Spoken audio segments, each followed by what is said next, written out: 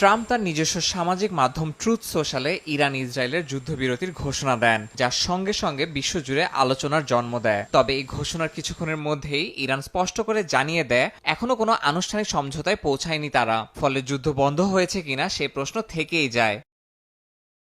সামাজিক মাধ্যম এক্সে ইরানের পররাষ্ট্রমন্ত্রী আব্বাস আরাকচি জানায় তারা এখনও সামরিক অভিযান বন্ধের সিদ্ধান্ত নেয়নি। ইসরায়েল যদি আগ্রাসন থামায় তবে পাল্টা হামলা বন্ধ রাখার ইচ্ছা রয়েছে তাদের। তবে তা না হলে ইরান নিজেদের অবস্থান দৃঢ়ভাবে বজায় রাখবে এবং শেষ মুহূর্ত পর্যন্ত প্রতিরোধ চালিয়ে যাবে। তেহরান থেকে জানানো হয় শত্রুর বিরুদ্ধে প্রতিরোধ চালিয়ে যাচ্ছে তাদের সশস্ত্র বাহিনী।